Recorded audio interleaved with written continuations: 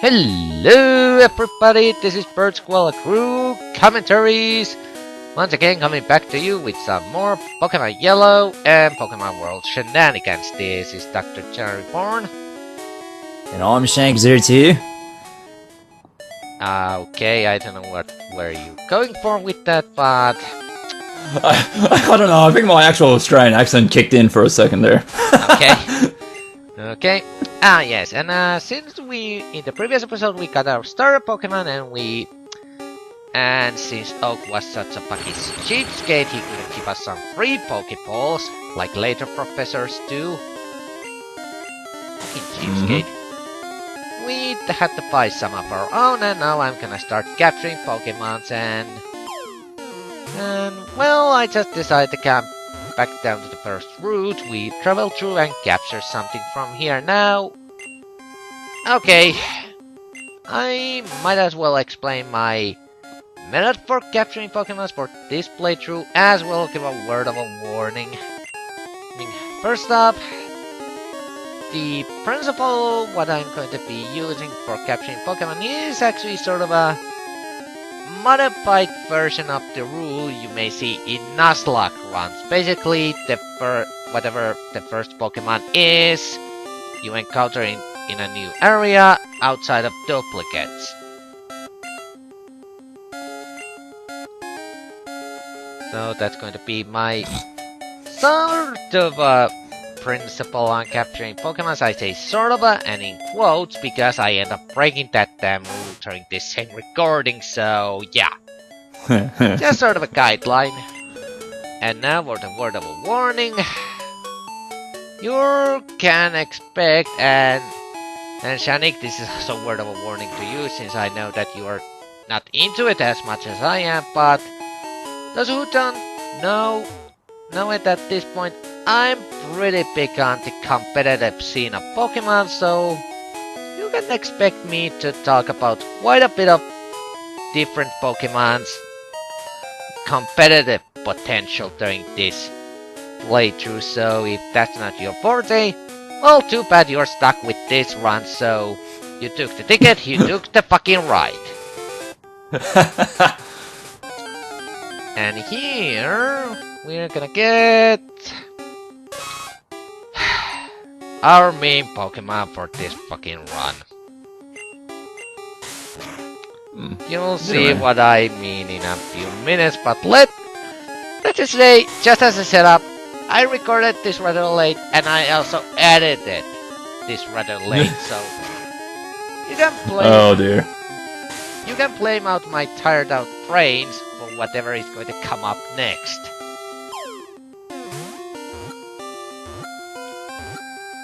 So, there's a lesson for you, kid. Never edit or record anything if you're sleep deprived. Your mind is going to make some weird shit you're going to regret later. And or you need a rat. Plain suck. Because I think we all knew from my kind of experience when playing Punch-Out for NES, if you're playing it tired, nah, it ain't gonna happen. Okay.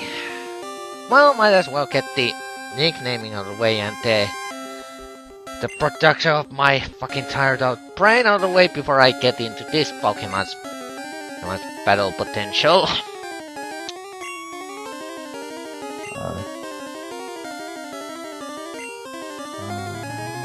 Arkinian. My boy.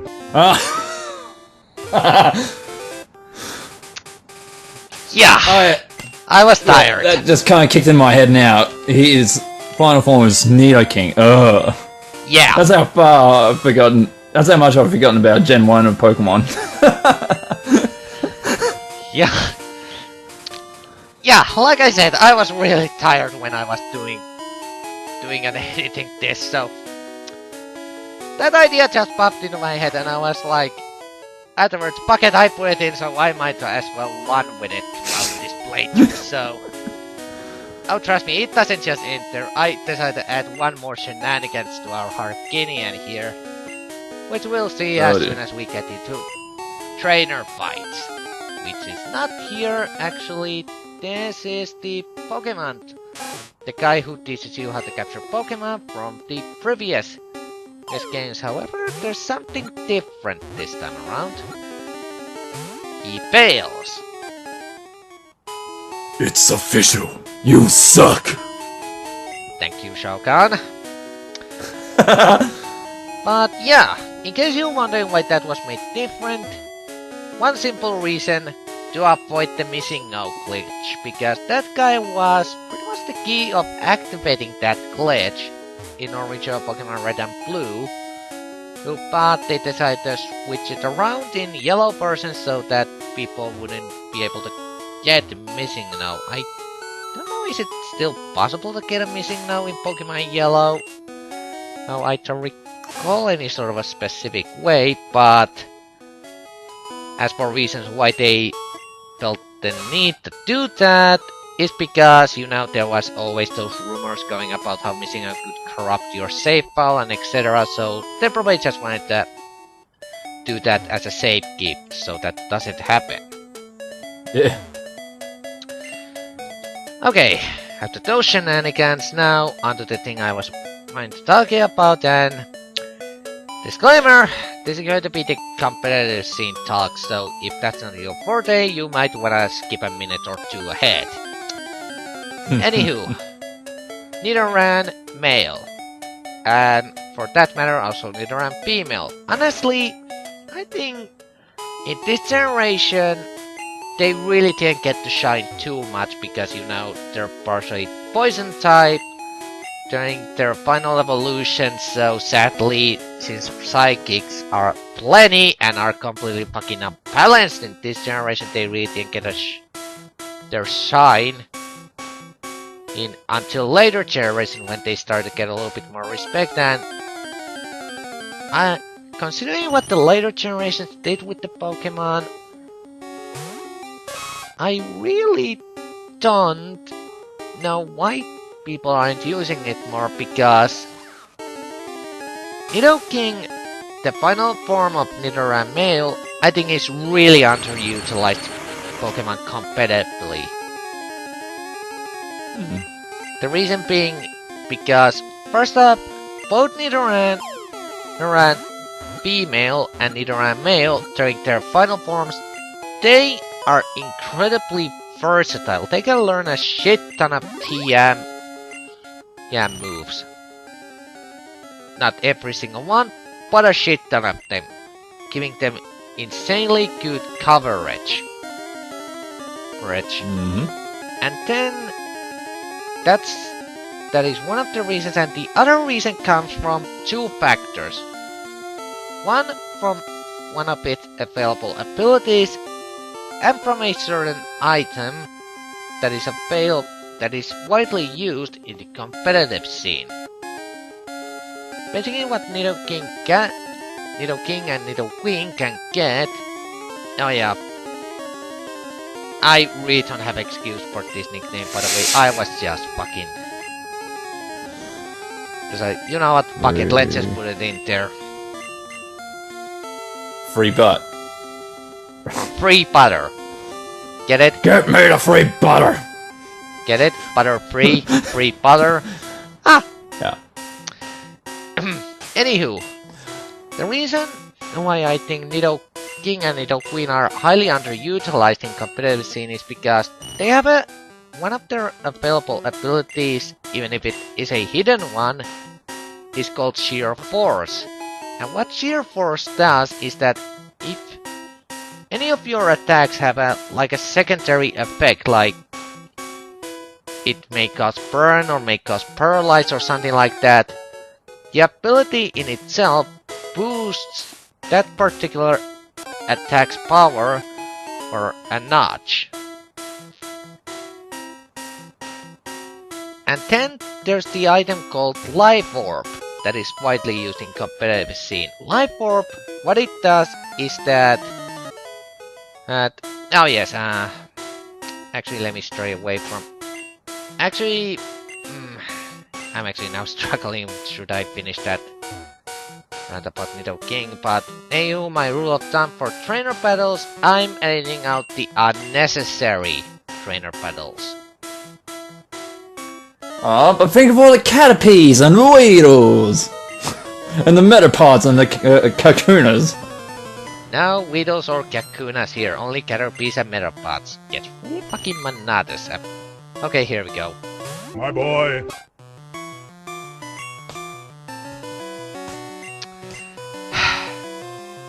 I'm so sorry, Harkinian. You are stuck with that for the rest of the playthrough. Simply because I was fucking tired. Aye. Oh, please don't. Like, are you actually going to have that plane when it evolves? Well, I'm going to now since you gave me the idea, but yeah, I was planning to just have that clip play each and every time I sent him out during trainer battles. Oh man, that's gonna be a lot. Like, that's gonna be fun for you to have a edit with. Yeah. But okay. Back to what I was talking about. Nidoking, don't worry, I'll finish this rant as soon as I get this paragraph done. So the Life Orb, that item basically, he kinda has the same properties as the ability Sheer Force, but with the exception that it can boost the power of all types of attacks at the cost of a little bit recoil damage to your health. It's widely used in the competitive scene, but here's the thing though.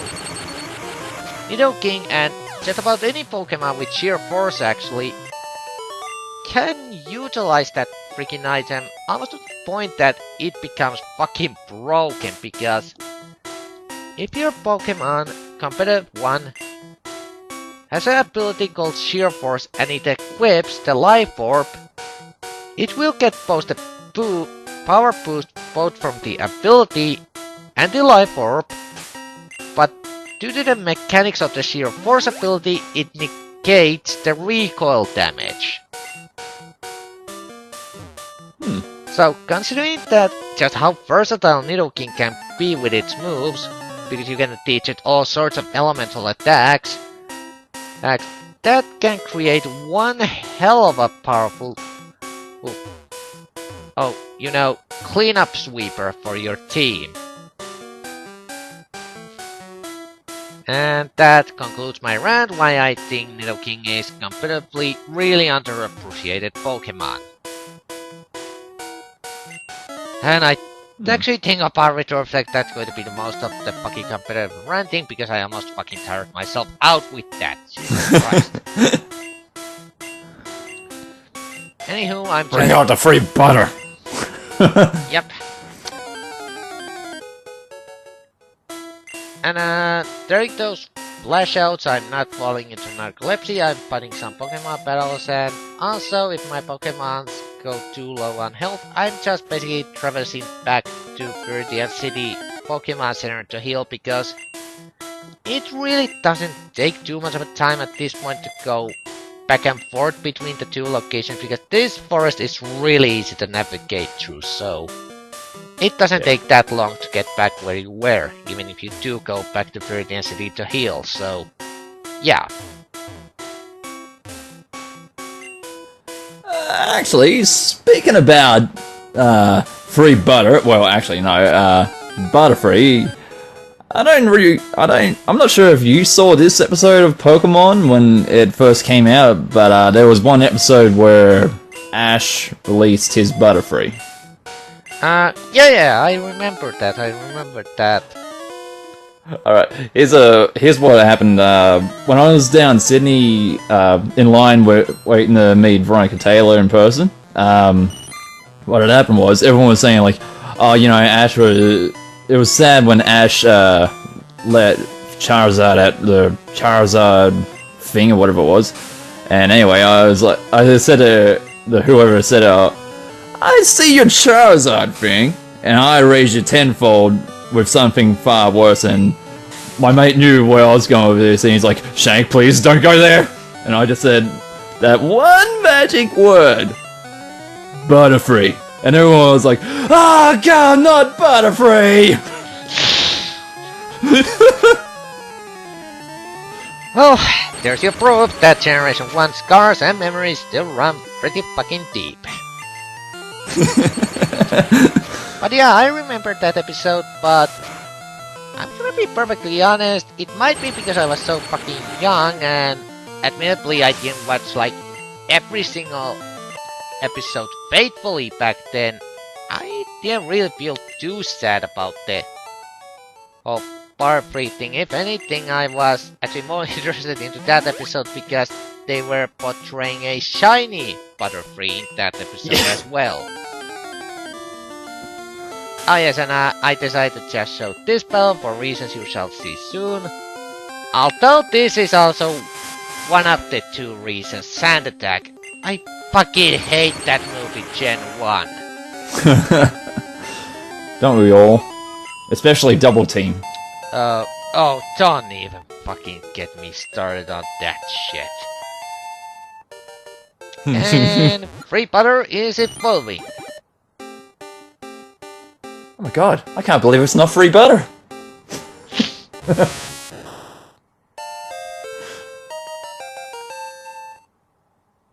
Free butter or hardened? Ah, hardened butter. Ah, goddammit, it was in the fridge for too long. I don't know. Metapods can actually take about 78 hits if you do it right. Yeah, I guess, but then the question becomes, who the hell has the patience for that? Because, yeah, you can probably do all sort of a weird stuff with Metapods Harden, but the question is, who the hell has the patience to scout out all of the options? I gotta say this right now, not me. Me? When I first had the games? Wow. Because I know, like, I had, like, a bunch of potions, and Metapod was my last, Pokemon on my team, and I was like, I'm not looking forward to this. And, because Brock literally, demolished, like, he pretty much took down all my other Pokemon that I had at the time. And Metapod was my last one, so, like, I was just like, harden, potion, harden, potion. Did and then you win that battle?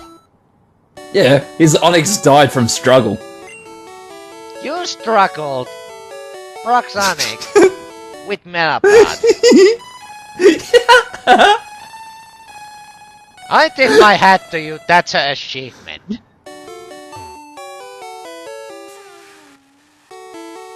Oh goddamn it, Pikachu's sleeping on the job, I see. Oh, there went his paycheck. And anywho, yeah, this is the part where I break my own goddamn capturing rule. Although technically, if you wanna go to technicality, I technically already kinda have the Pokemon the new Pokemon I first encountered here, that being Nidoran female, but since I already had a Nidoran male, I was thinking that technically these two lines have practically no fucking difference in Generation 1, so you know what, fuck it, I have Nidoran female, this counts as a duplicate. So I decided to skip it, but not this one. That is to catch me some pigeon. If nothing else, he's going to be my Sky Transport, and in a case of extreme emergency food supply. What is he gonna be? The what do they call him in Twitch Plays Pokemon? Bird Jesus or something?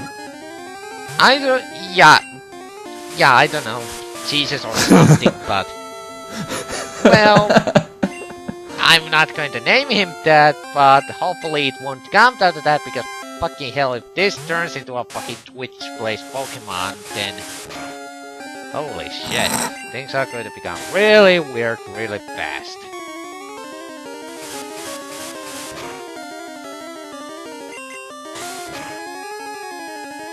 But yeah, I decided to capture Pidgey after all, because yeah, it's not going to help me at all against the next gym leader, but you know, I know that later down in the road I'm going to need something that can at least learn fly, so I thought, you know what, Pigeon's better than nothing, so let's take one.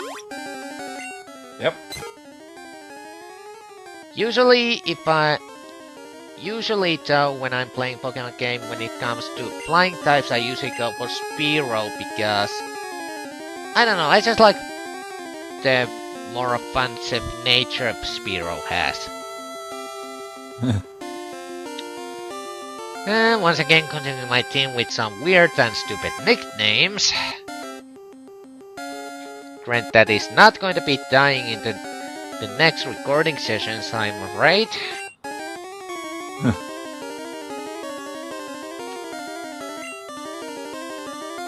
And I think I also misspelled this, so yeah.